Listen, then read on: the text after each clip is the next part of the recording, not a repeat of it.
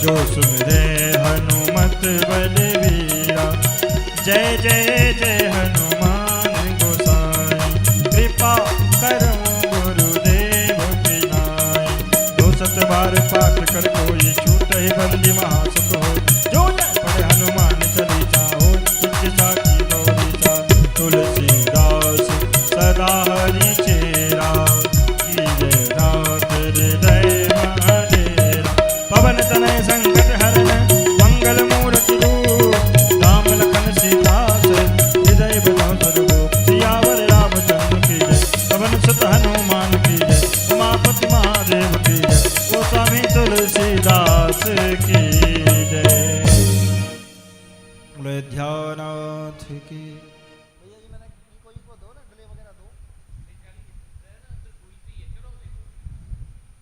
श्री राधे, श्री राधे, श्री राधे।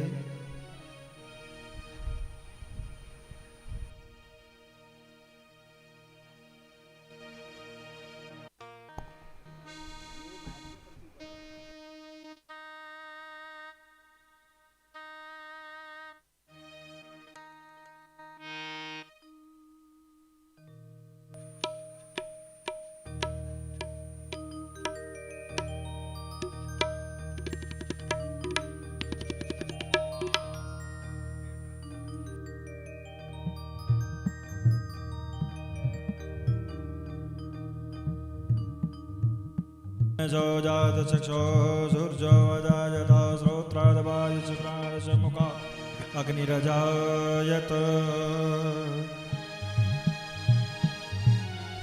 श्री बांके बिहारी तेरी आरती गाऊं।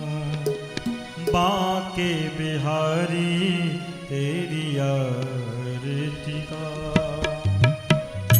हे गिरधारी तेरी आरती गाऊं। हे गिरधारी तेरी आरती गाऊं।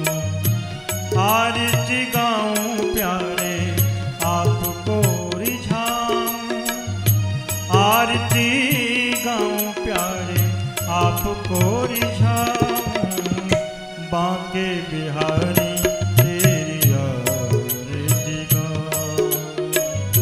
बांके बिहारी तेरी आरती गाऊं। मोर मुकुट तेरे शीश पे सोहे। मोर मुकुट तेरे शीश पे सोहे। प्यारी बंसी मेरो मन मोहे। प्यारी बंसी मेरो मन मोहे। या बंसी पे प्यारे बज बज जाओ। बांके बिहारी तेरी आरती गाऊं। चरणों से निकसी है गंगा प्यारी। चरणों से निकसी है गंगा प्यारी। जिसने सारी दुनिया तारी। जिसने सारी दुनिया तारी। उन्हें चरणों को शीश नवाऊं। बांके बिहारी तेरी आरती गाऊं। श्री हरिदास के प्यारे तुम हो। श्री हरिदास के प्यारे तुम हो। मेरे मोहन जीवन धन हो। मेरे मोहन जीवन धन हो। देख युगल कभी बारी बारी जाओ। बांके बिहारी तेरी आरती गाऊं। व्यास दास के नाथ आप हो। बन साथी आप हो। दुख सुख जी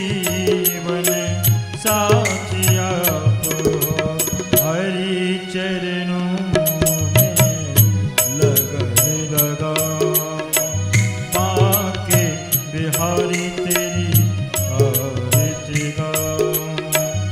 संग सोहे वृषभानु दुलारी, संग सोहे वृषभानु दुलारी।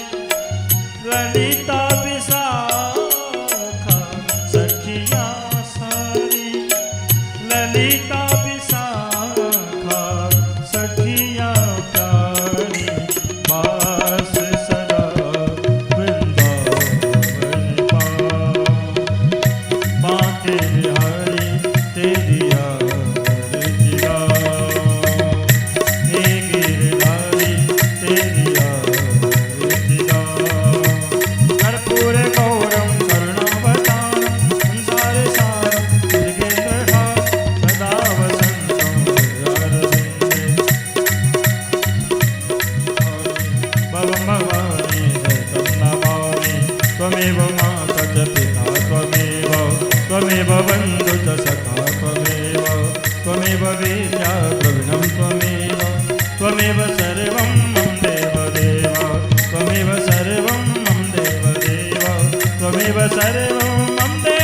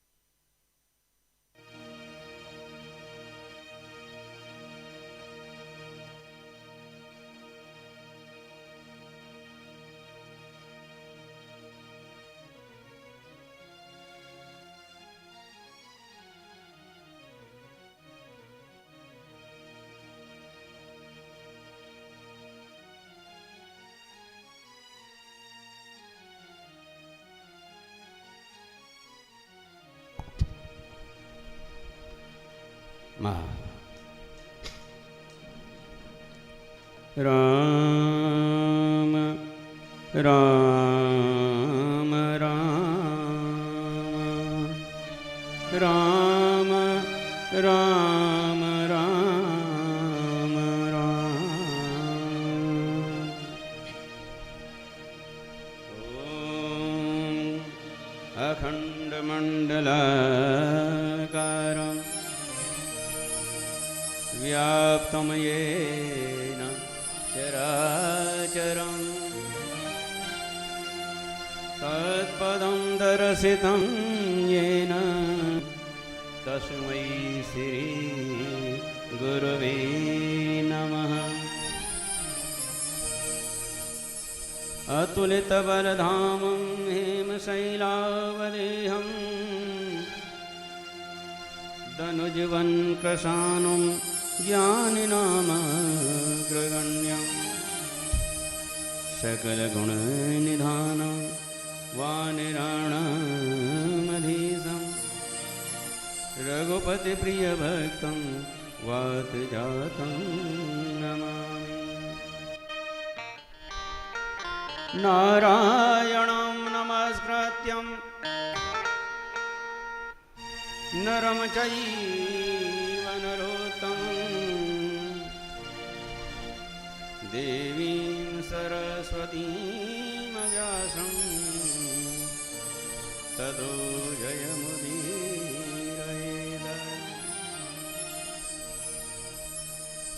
करारविन्दे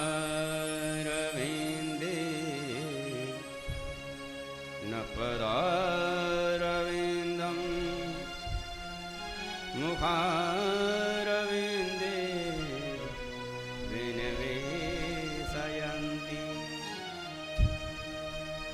वटस्य पत्रस्य पुटे शयानं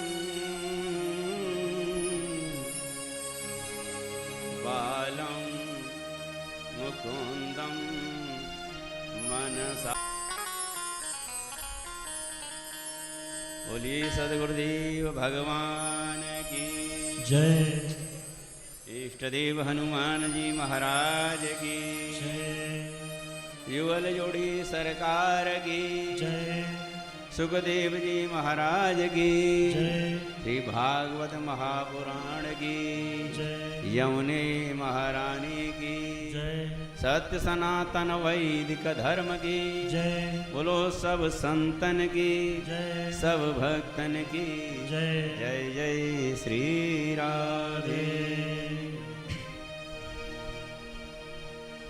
जय राधे राधे गोविंद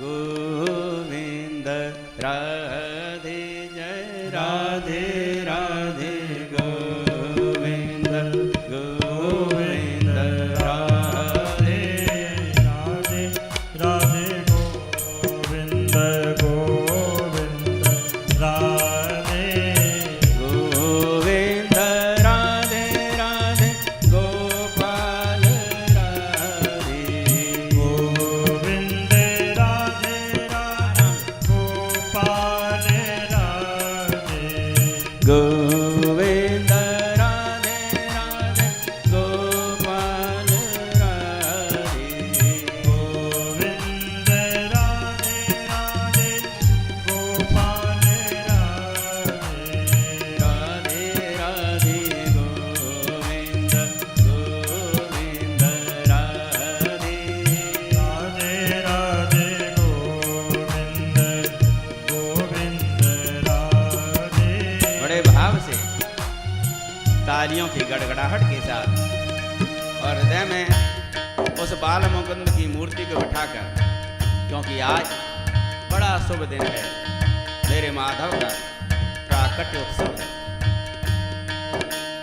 गोविंद राधे राधे गोपाल राधे गोविंद राधे राधे गोपाल राधे गोविंद राधे राधे गोपाल राधे गोविंद राधे राधे गोपाल राधे जय राधे राधे गोविंद गोविंद राधे राधे राधे गोविंद गोविंद राधे राधे राधे गोविंद गोविंद राधे जय राधे राधे गोविंद गोविंद राधे जय हो सदैव श्री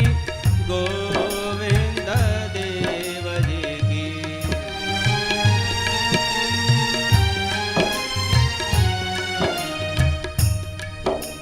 जय हो सदैव श्री गोविंद देव जी की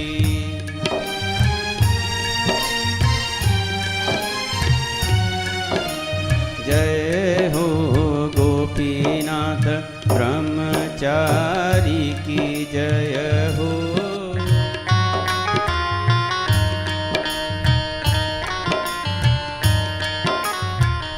जय हो राधा रमण और राधा वल्लभ की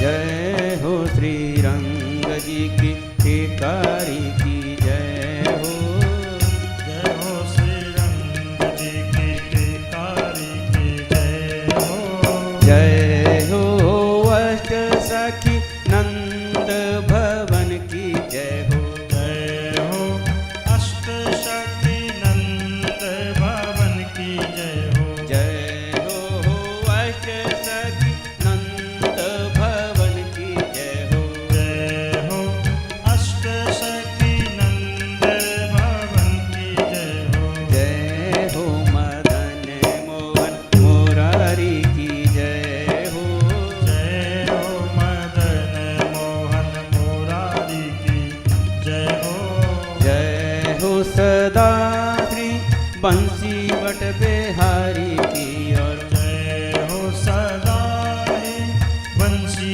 बट बिहारी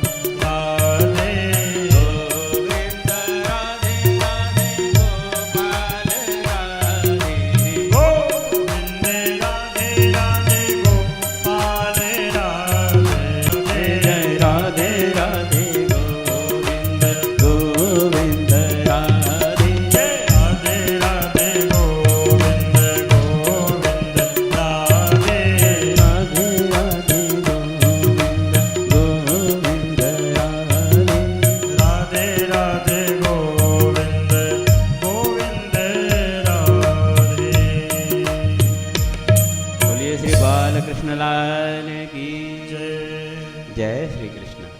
राधे राधे राधे। बड़ा सुंदर मुहूर्त है।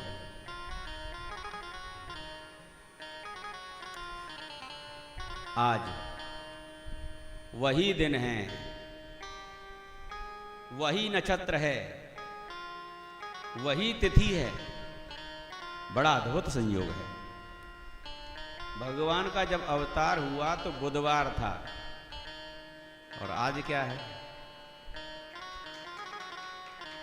भगवान का जब अवतरण हुआ उस समय अष्टमी तिथि थी, और अब भी इस समय अष्टमी तिथि है। सप्तमी खत्म हो चुकी है, अष्टमी प्रारंभ हो चुकी है। अष्टमी तिथि है। भगवान का जब प्राकट्य उत्सव हुआ उस समय रोहिणी नक्षत्र था, और आज अब भी रोहिणी नक्षत्र प्रारंभ हो चुका है।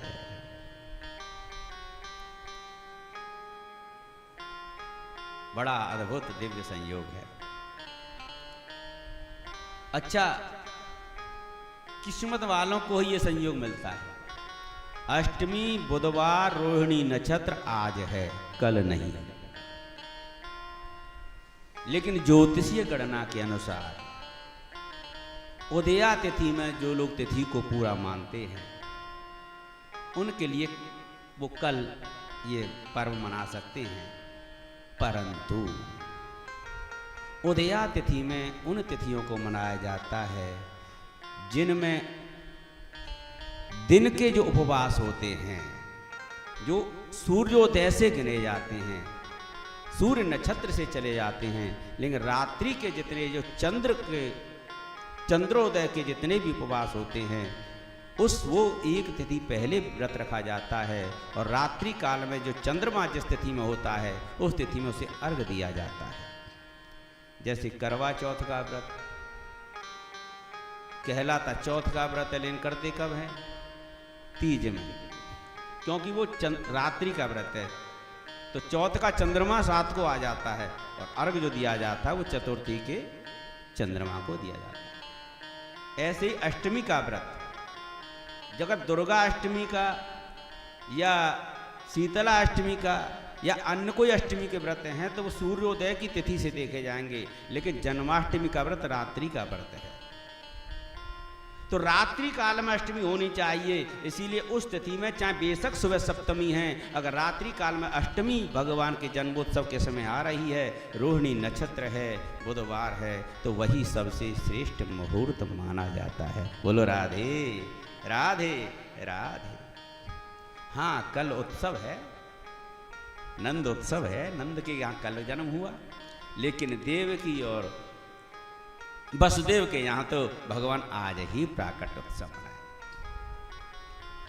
और जो देवता लोग थे उन्हें तो पहले से पता था कि आज भगवान आ रहे हैं, इसीलिए भगवान जैसे गर्भ में आए तो वहीं स्तुति करने आ गए। चलो आज इन कथाओं को कहेंगे। बड़ा सुंदर मुहूर्त भूमिका है। दिव्यात दिव्य कथाओं को सुना राजा परीक्षित ने सुखदेव जी महाराज से आज पूछा प्रश्न कि गुरुदेव, इतीन सुमहाभाग नारायण गुणान प्रति संशयः शुभहां जातः तदभवांसे तुम अर्हति। मुझे एक संशय है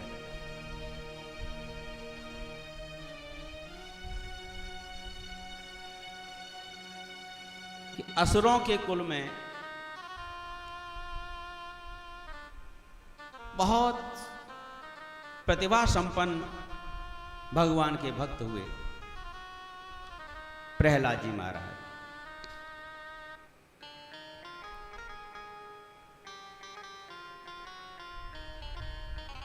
और मैंने ये देखा है कि भगवान ने हर वक्त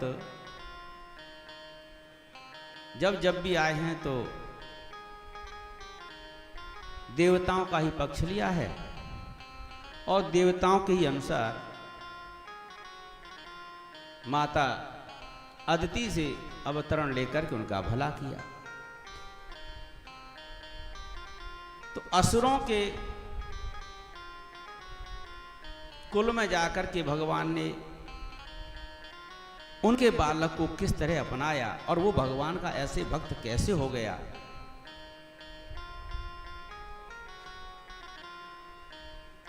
सुखदेव जी महाराज बोले, हे राजन परीक्षित, वैसे तुम भगवान के बहुत अनन्य भक्त हो और मुझे पता है तुम्हारे मन में ये कोई संशय नहीं है।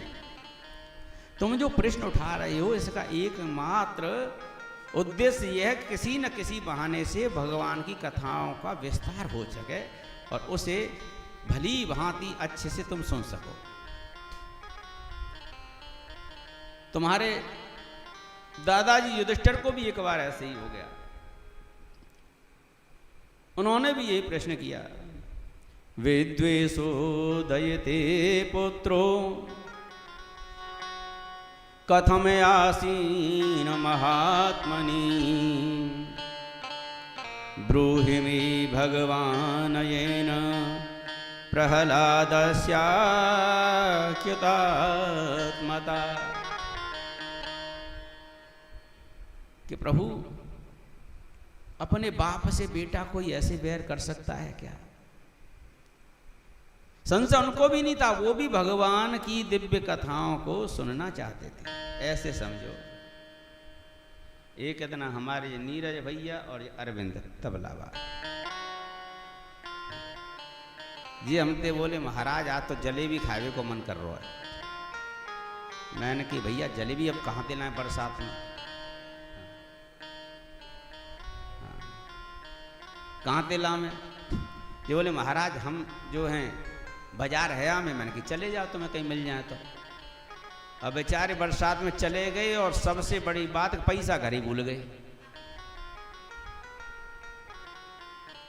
अब माँ जाए कि अब जलेबी बाई की दुकान पर जब पहुंचे तो जलेबी वाला गर्मा गर्म जलेबी सेक रहा और बरसाती सीजन था, गर्मा गर्म जलेबी सेक रहा है और वो भी ऐसे जलेबी उठाए चिमटे से इतना ऊपर उठा करके, और जैसे उठाए तैसे इनकी हुलक और ज़्यादा बढ़े। फिर चाशनी में डुबाए और चाशनी में डुबा करके जो चाशनी टपके जलेबी से तो इनके जैसे इनके मुंह में से लाट टपके। अब हुआ क्या, अब ये तो थोड़े समझदार आदमी बोले, लाला पैसा नहीं लाए यार, जलेबी तो पैसा तो घर ही रह गए। पर ये बेसब्री आदमी है,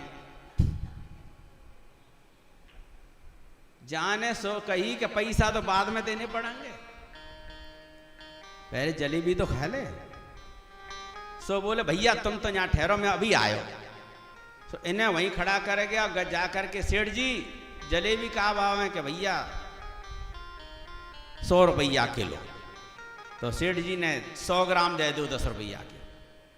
तो 100 ग्राम रख दें 10 रुपया के, और वहीं बेंच पे बैठ के खाने लगा।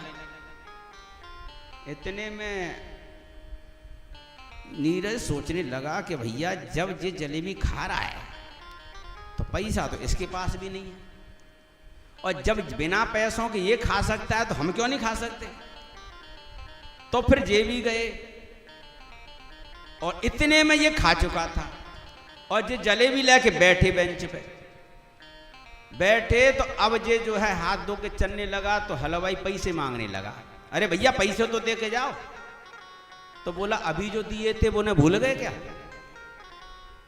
तो अरे तुमने पैसे कहाँ दिए मुझे? अरे अभी तो दिए तुमने, देखो ऑफिस में डाले 10 को नोट दिया मैंने अभी अभी। उसने कहा 10 की नोट पहले जो ग्राहक आया था वो दे के गए, आपने नहीं दिया। अरे मैंने अभी दिया है। कि तुम किसके सामने दिया? देखो वो जलेबी जो खा रहा है ना उसके सामने दिया, पूछ लो। तो हलवाई बोला भाई साहब आप आए, आपके सामने इसने नोट दिया? तो वो बोले कि पहले ये बताओ मैंने जो दिया उसे तो नहीं भूल गए? तो हलवाई बोला ऐसा हो नहीं सकता कि दोनों ने दिया हो। नहीं नहीं आपने दिया वो तो हमें याद है, आपने दिया वो तो हमें याद है, पर इन्होंने नहीं दिया। पर आप बताओ आपके सामने नोट दिया हमें 10 की। तो ये बोले कि पहले ये बताओ हमने जो दिया उसे तो नहीं भूले ना, वो तो याद है। नहीं नहीं आपकी तो याद है, पर आप इनकी बताओ कि सच्ची बताएं कि हाँ सच्ची बताएं।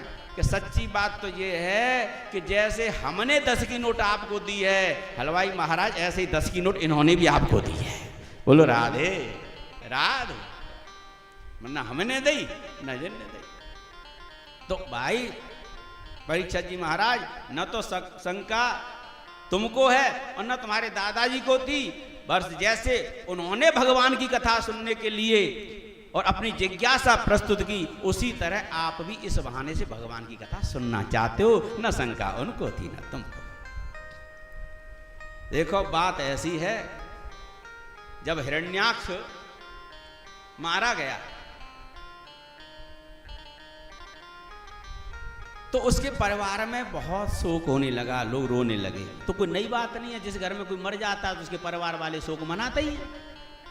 मनाते नहीं मनाते?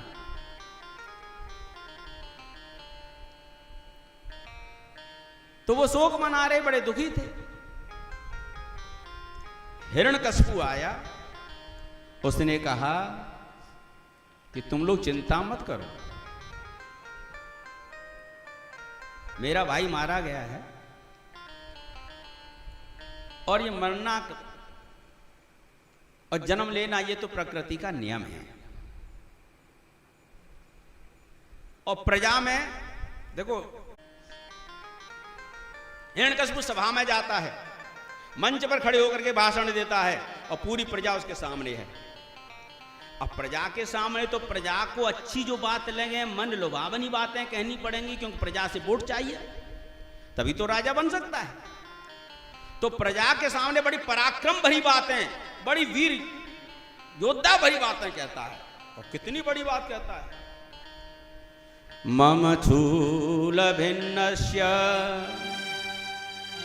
इतने पराक्रम से भरी हुई। और ध्यान देना, सीधे सीधे चैलेंज भगवान को करता है। प्रजा एकदम समझती है कि वाह, मथूल भिन्न ग्रीवस्य भूरिणा रुधिरेण वै। मसूल भिन्न ग्रीवस्य, यानी मेरा जो त्रिशूल है ना, ये भिन्न, ये काट देना चाहता है। ग्रीवस, ग्रीवा को, किसकी ग्रीवा को? भगवान विष्णु की।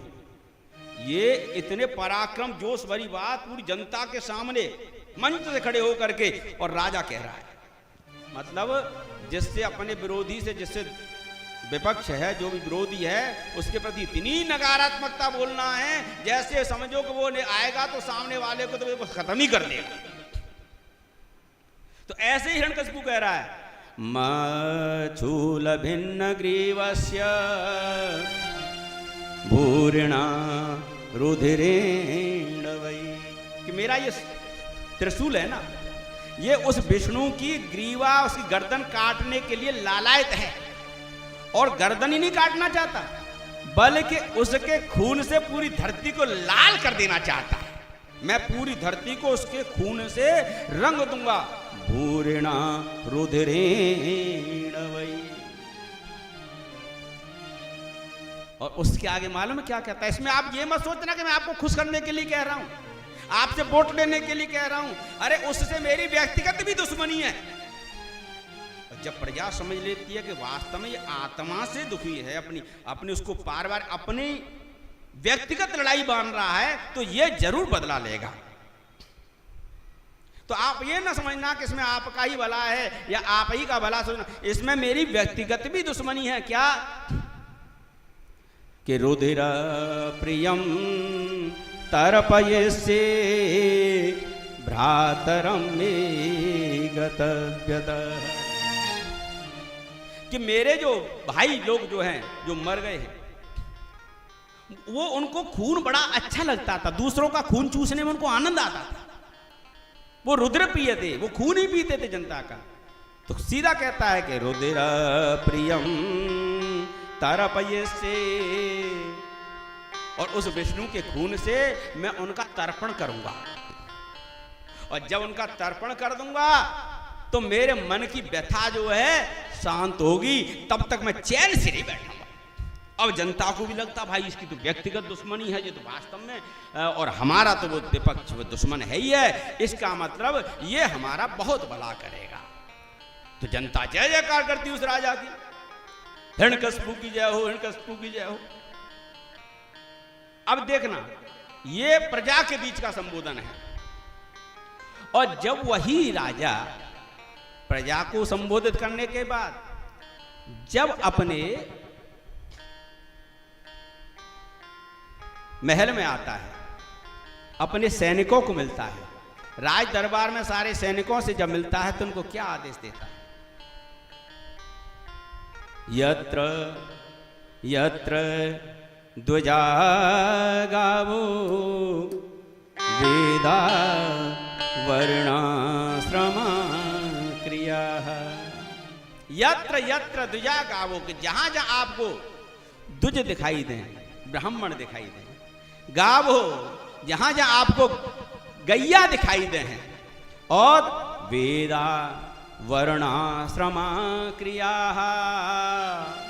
वेद पाठी ब्राह्मण आश्रमधारी संत जहां जहां दिखाई दें उनको जा जा करके तम तम जनपदम यात, उस जिले में जनपद में आप जाकर के संदीपयत व्रश्चत, उनको ताड़ना दीजिए, उनको प्रताड़ित कीजिए, उनको कष्ट दीजिए। अच्छा, उसने तो अपने सिपाहियों को इतना आदेश दिया कि जहां जहां गैया हो, ब्राह्मण हो, वेद पाठी ब्राह्मण हो, वर्ण आश्रमधारी संत हो, वहां वहां जाके उनको प्रताड़ित करो, वो रोए, चीखें, चिल्लाएं, बस इतना कहा। और सैनिक, क्योंकि जैसा राजा होता है उससे ज्यादा जो है उसके सैनिक, उसके सिपाही काम करते हैं अपने राजा को खुश करने के लिए, कि हमारे राजा ने तो इतना कहा है, हम और ज्यादा करते हैं। तो राजा ने तो सिर्फ ये कहा, उन्होंने जिलों में जाकर उनको पीड़ित करना है, लेकिन सिपाहियों ने और तगड़ा नाटक कर दिया। उन्होंने क्या किया?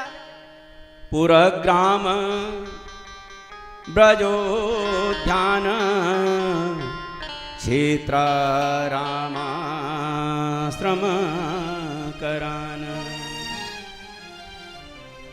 खेट खरवट घोषांच ददहु पत्तनानि च। पुरग्राम, गांव नगर सब के सब जलाने शुरू कर दिए। राजा ने इतना कहा कि उस जिले में जाके वहां के लोगों को पीड़ित करो, लेकिन सिपाहियों ने वहां के गांव ही जला दिए। पुरग्राम ब्रजोद्याम, और गौशालाएं, जहां जहां गौशाला थी वो सब जला दी। क्षेत्र रामाश्रम करान, आश्रम, खेत खलिहान, फसलें खड़ी हुई थी खेतों में, सब की सब जला दी। खेट खरवट, और रत्नों की जितनी भी खाने थी, जो भी लोगों के घर में जितना भी धन रखा था, सब लूट लूट करके ले आए, वो सब नष्ट कर दिए। व्यापार के केंद्र सब नष्ट कर दिए। ठीक ऐसे समझो जैसे आजकल की सरकारें कर के बोझ तले तमाम तरह के नाना प्रकार के टैक्स लगा करके जनता का शोषण करती हैं। बस वही सेम थ्योरी है। और वह श्लोक में स्पष्ट भागवत जी में बहुत पहले लिख दिया, खेट खरवट घोषांच ददहु पतनान च, ऐसे जला दिए जैसे कोई सूखे पत्तों को इकट्ठा करके आग से जला देता है। अर्थात सब लूट लिए, खजाने, व्यापार के केंद्र, खेत खलिहान, किसानों को जमीन पर ले आए, व्यापारियों को जमीन पर ले आए, गृहस्थ की रसोई कोई गृहिणी चला नहीं पाए। ये सब नाटक हिरण्यकशिपु के थे उस समय। सिपाहियों को ऐसा आदेश दिया। अब आ गया अपने घर। अब ध्यान से सुनना। अब ऐसा लगता है कि भाई ये तो बहुत क्रूर हिंसक व्यक्ति है, और अब जाने क्या करे। अब जब घर के लोगों में आया तो घर में लोग रो रहे थे, शोक मना रहे थे हिरण्याक्ष इत्यादि राक्षसों के मरने का। तो उनको क्या समझाता है? जनता मरे, सिपाही उनके साथ अत्याचार करे और स्वयं अपने घर के बालकों को क्या समझा रहा है? नित्यम आत्मा अव्यय शुद्ध सर्वगः सर्ववेत्परः। बड़े ध्यान देने योग्य बात है। ये हिरण्यकशिपु की कथा नहीं है। मुझे लगता है कि ये आजकल के राजनेताओं की कथा है। भागवत जी का श्लोक प्रमाण देकर के कहता है, नित्य आत्मा अव्यय शुद्ध सर्वगः सर्ववेत्परः धत्ते यसावत मनोलिंगम मायया विसृजन गुणान्। परिवार वालों को कैसे समझाता है, काय को रो रहे हो और किसका शोक कर रहे हो, कितनी ज्ञान भरी बातें कहता है। अभी सभा को संबोधित करते समय कुछ और रूप था, सिपाहियों को आदेश कुछ और दिया। अब घर में जब आया तो कितना संत बन गया और कितनी बढ़िया बात करता है, किस तरह से अपने घर के बालक बच्चों को समझा रहा। देखिएगा, किसके लिए शोक करते हो? अरे जो जन्म लिया है तो उसका मरण निश्चित है, और जो मर गया वो तो शरीर था। मरने वाले की आत्मा कभी नहीं मरती। जो नित्य है, नित्य आत्मा अव्यय, वो कभी कहीं जाती नहीं है। शुद्ध है, सर्वगः सर्वव्यापी है, वो यही हमारे पास है।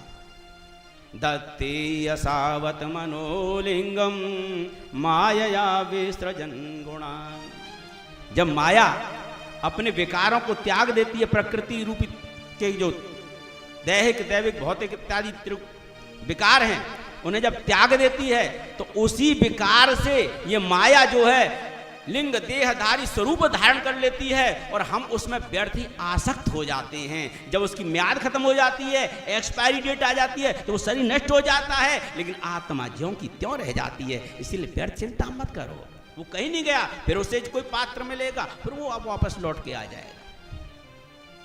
बड़ी ज्ञान वाली बात करता है। घर वालों को घर में रह करके समझाने की बात कर देता है कि तुम उसके लिए कोई शोक मत करो, उसके लिए कोई प्रतिशोध का भाव लेकर के मत आओ, और आराम से घर में बैठ करके शांति से बैठ जाओ। अपने घर वालों को घर में बिठा दिया, उनसे नहीं कहा कि तुम लड़ने के लिए जाओ। और स्वयं ने क्या किया, अभी और आगे चलो। अपने घर वाले शांत बैठे हैं, उनके जीवन भविष्य के लिए, उज्जवल भविष्य के लिए कामना करता, उनके लिए कोई लड़ाई झगड़े में नहीं भेजता, उनको किसी उपद्रव में, किसी आंदोलन में नहीं भेजता, और प्रजा को लड़ा के आ गया, सिपाहियों को लड़ा के आ गया। और स्वयं कहां चला गया? स्वयं चला गया हिमालय पर तपस्या करने। भगवान से युद्ध चैलेंज कर रहा है, भगवान से दुश्मनी है, और भगवान के पुत्र को मनाने के लिए चला गया, तपस्या करने चला गया। और ब्रह्मा जी बोले, ऐसा व्यक्ति अगर ज्यादा दिन तपस्या करेगा और मुझसे ऊपर भगवान नारायण तक पहुंच गया, और भगवान नारायण ने दयावश आकर के कृपा कर दी, तो इसके अत्याचार बढ़ जाएंगे। इसीलिए ब्रह्मा जी ने उसकी तपस्या को ज्यादा बढ़ने नहीं दिया, और वो स्वयं ही आ गए। जब कोई दुष्ट व्यक्ति हमारे घर आता है कुछ मांगने के लिए, तो हम उसे दरवाजे से दरवाजा भगाने की कोशिश करते हैं। तो वो जो मांगने आया है, अगर हमें पता चल जाए तो उसे दरवाजे से दे करके लौटा देते हैं। और जब कोई प्रिय व्यक्ति होता है, हमारा अपना व्यक्ति जो हमारे हृदय के बहुत करीब होता है, हम उसे घर के अंदर बुला लेते हैं, आराम से बिठाते हैं, चाय पानी भी पिलाते हैं, और फिर उसके बाद दो बातें करते हैं। तब उसके बाद उसकी मनोरथ को जानकर, अच्छा बिल्कुल आप ही की चीज़ है, ले जाना, लेकिन थोड़ी देर और बैठो तो सही। लेकिन जब कोई दुष्ट होता है ना, तो उसे ज़्यादा देर बिठाना पसंद नहीं करते, इसीलिए उसे बाहर से बाहर देकर, और मना भी नहीं करते, मना करेंगे तो फिर उल्टा सीधा बोलेगा, तो बाहर से बाहर उसे दे करके भगा देते हैं। यही व्यवहार होता है कि नहीं होता है? तो ऐसा ही व्यवहार ब्रह्मा जी ने अपनाया। जैसे ही वो हिरण्यकशिपु तपस्या के लिए आया, तो उसकी तपस्या को ज्यादा बढ़ने नहीं दिया। जैसे आके बैठा और थोड़ी बहुत तपस्या, तुरंत ब्रह्मा जी आ गए और आकर के क्या कहने लगे, ब्रह्मोवाच उत्तिष्ठोत्तिष्ठ भद्रं ते, उत्तिष्ठ भद्रं ते, अरे तेरा कल्याण हो भाई, उठ उठ, खड़ा हो जा, खड़ा हो जा, खड़ा हो जा। तपः सिद्धो से काश्यप।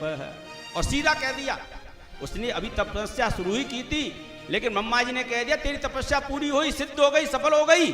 हे कश्यप ऋषि के पुत्र, अब तुझे तपस्या करने की जरूरत नहीं है, तपः सिद्धो से कश्यप।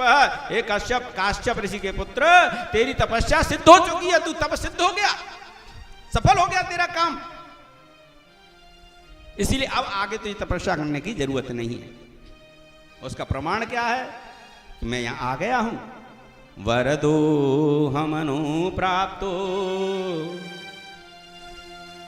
वरद अहम अनुप्राप्तो, तू मुझसे वरदान प्राप्त कर ले। मैं तुझे वरदान देने के लिए आया हूं, जो चाहिए तू मांग ले, बोल तुझे क्या चाहिए। व्रियताम इसितो वरः,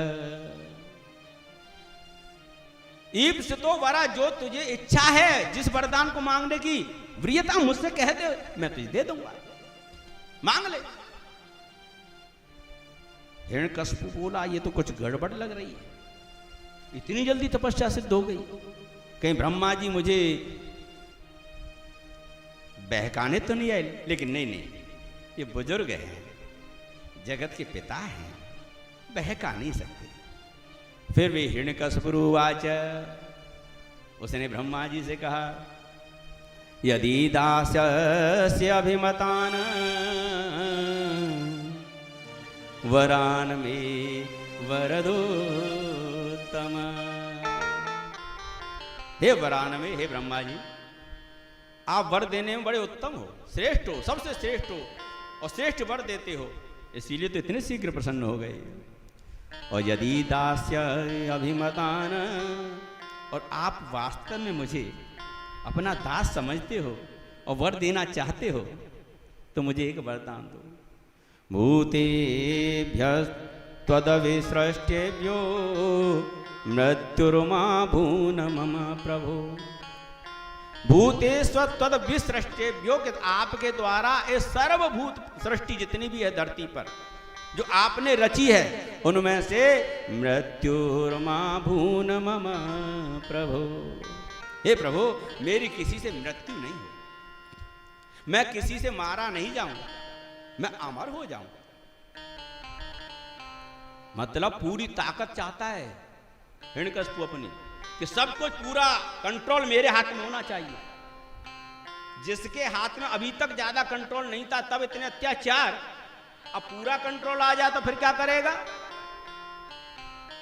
अब ब्रह्मा जी बोले ये तो गड़बड़ है, पूरा साम्राज्य कैसे सौंपने, अमर कैसे करते हैं, फिर तो रोकने में नहीं आएगा। तो ब्रह्मा जी बोले ये सारी चीजें, ये जो तुम मांग रही हो, ये मेरे अधिकार में नहीं है, क्योंकि मैं खुद किसी और के अधिकार में हूं, इसीलिए मैं अपने लेवल तक की चीज दे सकता हूं। मेरी सृष्टि के अंतर्गत जो कुछ, मृत्यु को मैंने नहीं बनाया,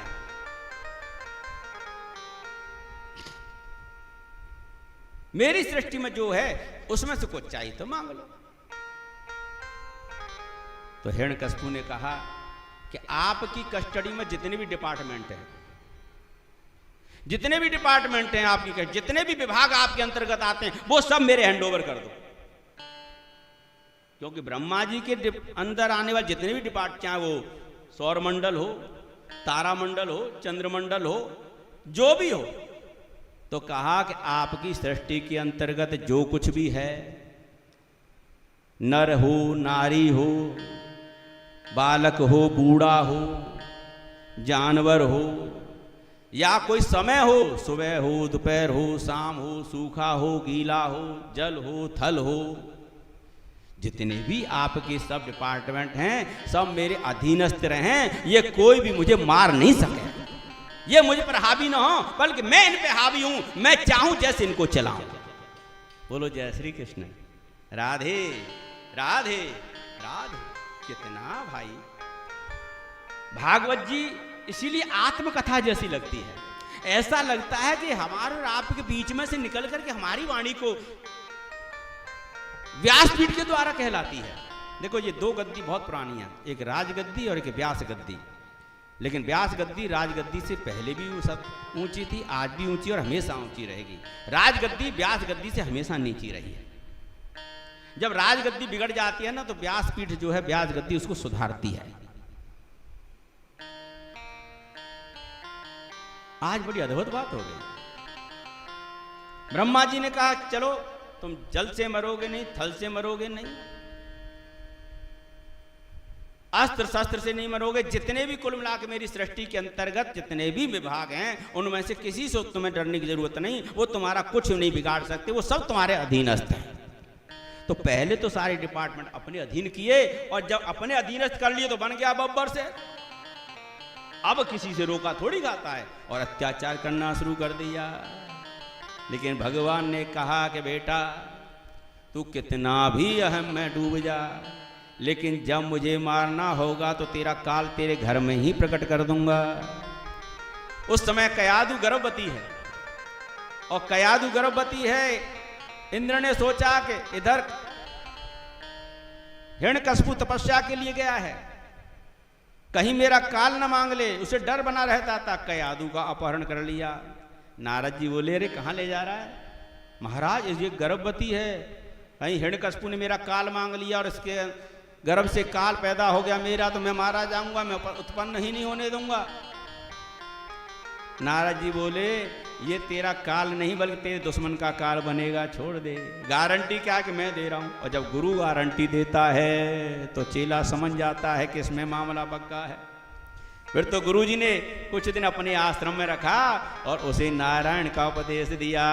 श्रीमन नारायण नारायण नारायण, श्रीमन नारायण नारायण नारायण, श्रीमन नारायण नारायण नारायण, श्रीमन नारायण नारायण नारायण, भजमन नारायण नारायण नारायण, भजमन नारायण नारायण नारायण, लक्ष्मी नारायण नारायण नारायण, लक्ष्मी नारायण नारायण नारायण, श्रीमन नारायण नारायण नारायण, श्रीमन नारायण नारायण नारायण,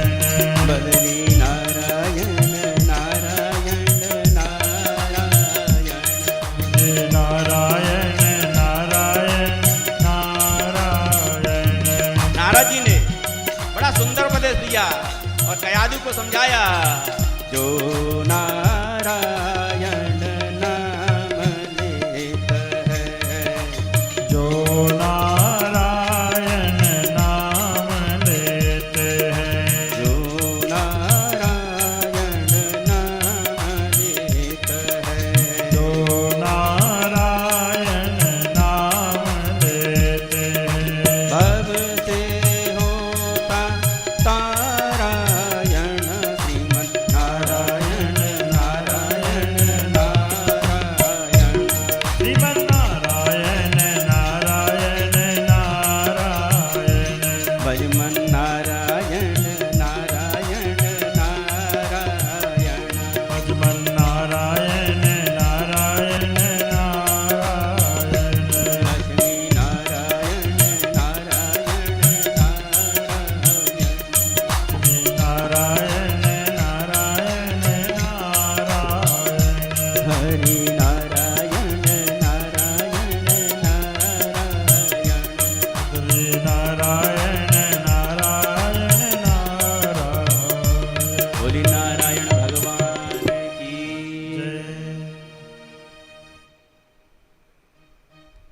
अब नारायण नाम का उपदेश बालक गर्भ में सीखे।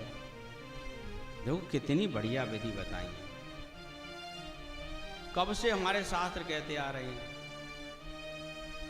हमने तो जब से अपनी शुद्ध संवारी है तब ये मोबाइल फोन भी नहीं होता था, तब से देखते आ रहे हैं, भागवत कथा के माध्यम से सुनते आ रहे हैं कि बालक जब माँ के पेट में आता है और उस समय माँ जैसा साहित्य पढ़ती है, जो किताबें पढ़ती है और जो कुछ भी देखती है, वही छाप उस बालक के हृदय पर अंकित हो जाती है।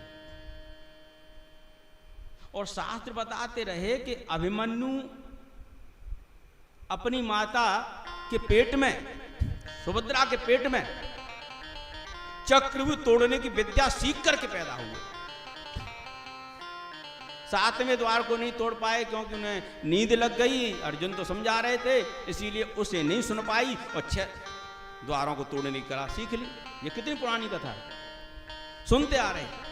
और तब हमें भी ऐसा लगता था, बाल बुद्धि थी, अरे ऐसे कैसे हो सकता है। लेकिन अब देखो, आप मोबाइल चलाती हो, मोबाइल पर कुछ भी देखते हो, और बच्चा पैदा होते ही वो 1-6 महीने का होता नहीं, मोबाइल में ये ऐसे, मैंने कई बच्चे देखे हैं 6-6 महीने के, वो ऐसे कर कर कर कर अपनी सारी फोटो निकाल लेंगे, गाने चला लेंगे, अपने अकॉर्डिंग जो भी गेम उनका होता है वो निकाल लेंगे, उसे खेलना शुरू कर देंगे।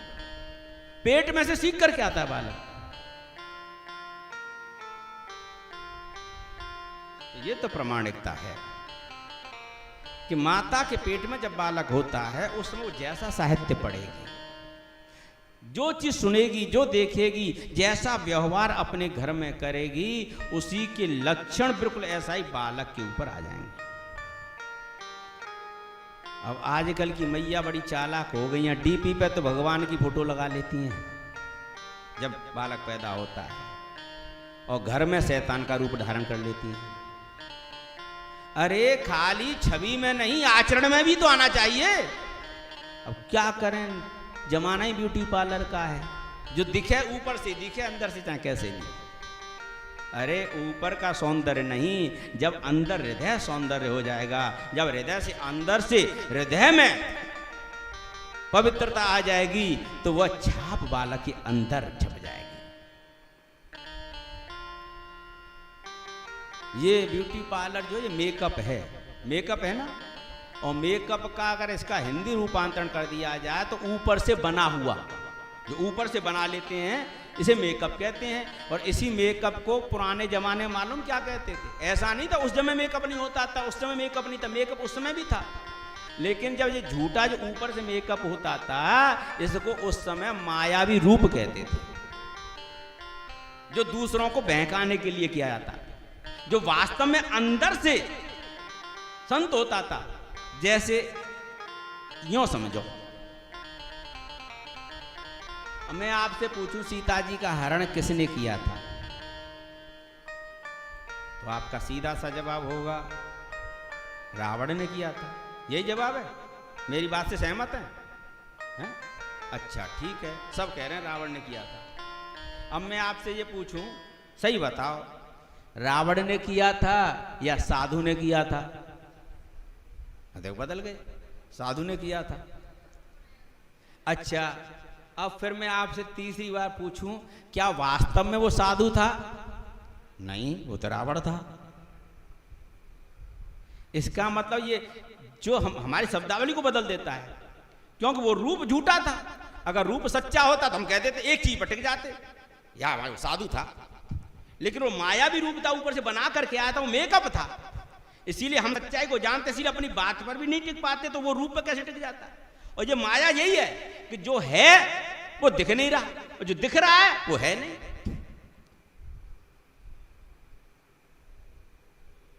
अच्छा, उसने साधु का वेश क्यों बनाया? इसीलिए बनाया कि सामने वाला भ्रमित हो जाए, उसे लगे कि यार ये तो बहुत अच्छा है, ये तो बहुत सुंदर है, ये तो बहुत बढ़िया है। मेकअप करने का यही तो सब सिद्धांत रहता है। वास्तव में अंदर से अगर विचारधाराएं अच्छी हैं, अंदर से संस्कार अच्छे हैं, तो हम हर जगह पूजनीय हो, हम हर जगह पूजेंगे, हमें दिखाने की जरूरत ही नहीं है। व्यवहार हमारा अच्छा है, चरित्र हमारा अच्छा है, हम सद्गुण संपन्न हैं, तो सर्वत्र हमारी पूजा होने वाली है। और हम लोगों को बहकाने के लिए, ब्रह्मांड डालने के लिए, दिखाने के लिए अगर अच्छे बनने का नाटक करते हैं, तो जब लोगों को पता चलेगा तो हमारी निंदा भी होती है। तो आज रावण ने ये तो किया। अच्छा, दूसरा ये भी था कि सीता जी को ले जाऊंगा, बदनाम साधु महात्मा होंगे, मैं तो नहीं होऊंगा, क्योंकि वो साधु नहीं था, इसीलिए साधुओं को बदनाम करना चाहता था। और जो साधु वास्तव में होगा वो साधुओं को बदनाम कर नहीं चाहे, कभी नहीं चाहे, क्योंकि भाई साधुओं का समाज, अपने समाज को कौन बदनामी चाहेगा? ऐसे कालनेमी था, भेष बदल करके हनुमान जी का रास्ता रोकता है। ऐसे राहु था, भेष बदल के अमृत पीता है। तो आज भी ऐसे कालनेमी रावण राहु जैसे अनेकों लोग भेष बदल करके, जो वो है नहीं, हैं तो कुछ और, लेकिन भेष बदल करके लोगों को बरगलाने के लिए, बहकाने के लिए और तमाम तरह के मायावी जाल फैला रहे हैं। ऐसे वायरल फीवर से दूर रहिए। ये सब वायरल फीवर हैं जो अभी कुछ वायरल हो गए कुछ समय में। हाँ, अगर वास्तव में किसी को जानना है तो उसको 2 घंटे 3 घंटे लगातार सुनो। किसी की 30 सेकंड 40 सेकंड 1 मिनट 2 मिनट की क्लिप मत सुनो, उसमें तो कोई भी अच्छा दिखता है। अगर वास्तव में उसके बारे में जानना है तो उसे 3 घंटे लगातार उसने कोई स्पीच दी हो, 4 घंटे लगातार स्पीच दी हो और कंटिन्यू 2 4 दिन 5 दिन 7 दिन दी हो, उसे सुनो, उसकी विचारधारा पता चल जाए। तो इसीलिए क्षणिक वायरल होने वाले और जल्दी में फैलने वाले जो एकदम जल्दी फैलता है, कोरोना कितनी जल्दी फैला, पूरे वर्ल्ड में फैल गया। तो जो महामारी होती है ये बहुत जल्दी फैलती हैं, बुराइयां जो होती हैं ये बहुत जल्दी फैलती हैं, ये वायरल। और जो अच्छाइयां होती हैं ना, वो बहुत धीरे धीरे धीरे धीरे विकसित होती है। तो जैसे ही कोई वायरल फीवर आए तुरंत सावधान हो जाओ, क्या इसमें कितनी वास्तविकता है। बोलो राधे राधे राधे। 20 साल से आ रहे हैं हम, तब तुम, हाँ, हमें तो बड़े अच्छी तरह जानते हो। तो लोगों को सुनो अच्छी तरह, तुरंत नहीं। भागवत कितना कुछ सिखाती है भाई। लेकिन तुलसी बाबा उस समय कह गए, काल नेम जिम रावण राहु और उगरे अंतन होय निबाहु। जैसे इनका उजागर होगा, उगरेंगे तो इनका निर्वाह नहीं होने वाला, पकड़े जाएंगे। पकड़ेगा कौन? हम और आप ही तो पकड़ेंगे। हमारे अंदर से ही तो कोई राम कृष्ण निकलेगा, हमारे अंदर से ही तो कोई वीर पुरुष निकलेगा, और हमारे घर के अंदर ही कोई प्रहलाद पैदा होगा जो हिरण्यकशिपु जैसे राक्षसों का विनाश कर देगा। बोलो जय श्री कृष्ण। राधे राधे राधे। घर में ही पैदा होता, बाहर से नहीं आने वाला। आप सोचो बाहर से उसका स्वयं का बेटा बनकर के आएगा, अब घर के अंदर पैदा होगा। हम सोचे ना पड़ोस से आएगा, कोई और आएगा बच्चा, ना।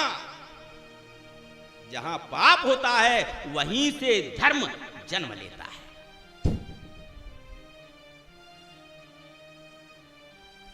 आज साहब कयादू के अब बालक पैदा हुआ, हिरण्यकशिपु को बड़ी प्रसन्नता हुई, मेरी तपस्या पूरी हुई, घर में बेटा हुआ है। बड़ी दुंदुबियां बजने लगी, गायन वादन होने लगे, और खूब नृत्य आनंद के साथ उसने दान भी किया, खूब लुटाया, सबको दावत खिलाई, बड़ा उत्सव हुआ, बेटा हुआ। अब बेटा थोड़ा बड़ा हो गया, बड़ा हो गया तो पढ़ने के लिए भेजा, गुरुजी ने पढ़ाया लिखाया। अब पढ़ा लिखा करके गुरुजी लेकर के आए, पिता ने बड़े प्यार से दुलार से अपनी गोद में बैठाया। वो तो अपने जैसा ही समझ रहा था कि मेरा बेटा मेरे जैसा होगा। बता बेटा क्या पढ़ के आए? प्रहलाद उवाच तत्साधु मन्ये सुरवर्य देहिना सदा समुद्विग्न धिया असद्गृहात् हेत्वात्मपातं ग्रहमन्धकूपम्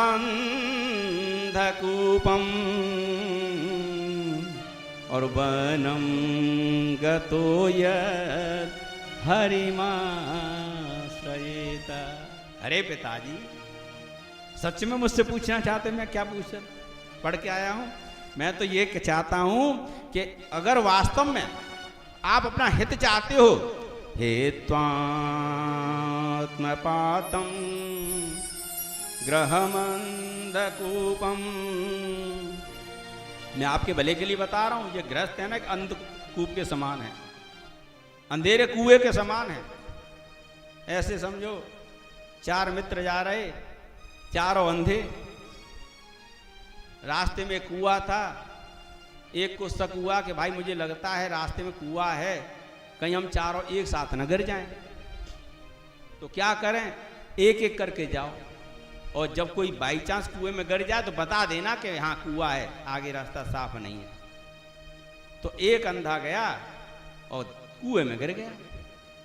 जो 3 रह गए इन्होंने पूछा, भैया रास्ता साफ है क्या? उसने सोचा अगर मैंने बता दिया कि रास्ता साफ है नहीं है, यहाँ कुआं है, तो मैं अकेला यहाँ रह जाऊंगा, ये तीनों भाग जाएंगे, फिर किससे बोल बतराऊंगा? तो जब मैं गिरा हूं तो कोई तो एक आदमी होना चाहिए मेरे साथ। तो उसने सही बात नहीं बताई, झूठ बोला। उसने कहा भैया रास्ता साफ है, एकदम चले आओ।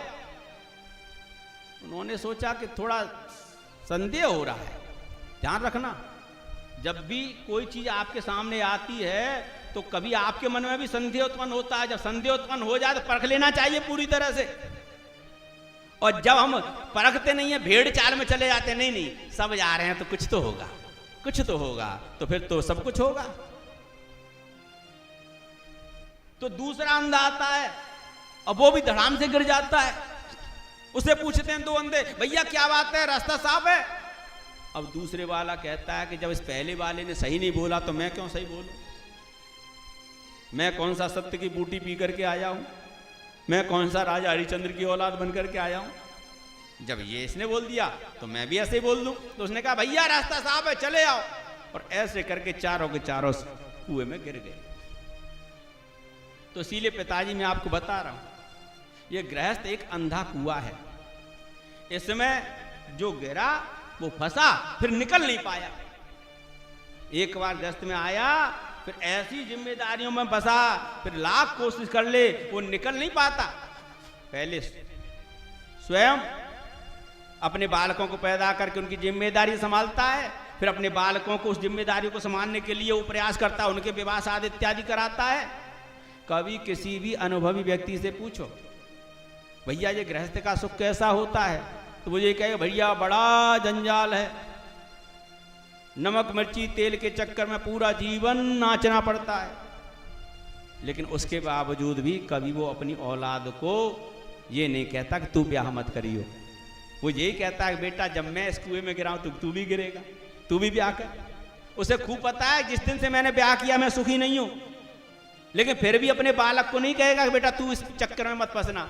और जैसे ही बच्चा ब्याह लायक होगा तो उसकी तैयारी स्वयं करने लग जाएगा कि बेटा मैंने जब इतने कष्ट भोगे तो तू आराम से कैसे रह जाएगा। तो बताओ अपने बालक का वो दुश्मन है या मित्र है? वैसे बहुत कहेगा आहा बाबा जी की बड़ी मौज है, बाबा जी की बड़ी मौज है, वाह वाह, अरे महात्मा जी की बड़ी मौज है, वाह वाह रे मौज फकीरा। बस एक दिन गा दिया, बड़ बड़ी गाय के कहेगा बड़ी मौज है, बड़ी मौज है। अब एक बात बताओ, बाबा जी की बड़ी मौज है और इन मौज में अगर तेरा बालक रहे तो तुझे कोई आपत्ति है? लेकिन नहीं, बालक आप मौज में नहीं रहना चाहिए।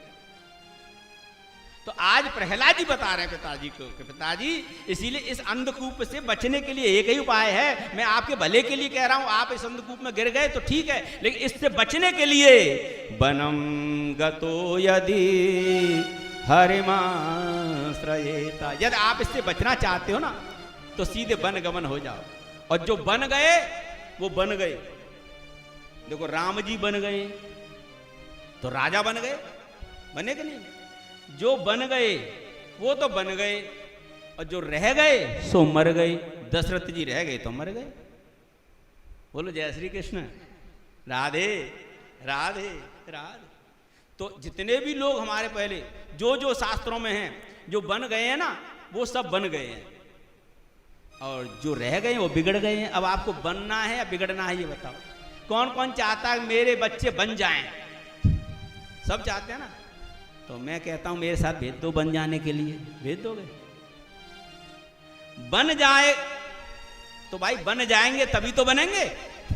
हर आदमी चाहता है हमारे बच्चे बन जाएं, लेकिन फिर भी कोई बन नहीं भेजता उनको। दिल की इच्छा तो है कि सब बन जाएं, लेकिन फिर भी बन कोई भेजता नहीं है। और बनेंगे तब जब बन जाएंगे तब। तो महाराज आज प्रहलाद अपने पिताजी को समझा रहे हैं कि हेत्वात्मपातम ग्रहमंदकूपम वनम गतो यद हरिमाश्रयेत। आप अगर इस गृहस्थ रूपी अंध कुएं से बचना चाहते हो पिताजी, आप भी वन चले जाओ और भगवान हरि का आश्रय लेकर के गोविंद मेरो है गोपाल मेरो है, गोविंद मेरो है गोपाल मेरो है, गोविंद मेरो है गोपाल मेरो है, गोविंद मेरो है गोपाल मेरो है, श्री बांके बिहारी नंद लाल मेरो है, श्री बांके बिहारी नंदलाल मेरो है, श्री बांके बिहारी नंद लाल मेरो है, श्री बांके बिहारी नंदलाल मेरो है, गोविंद मेरो है गोपाल मेरो है। क्या हुआ? श्री राधे, क्या हुआ भैया? हैं? अब हिरण्यकशिपु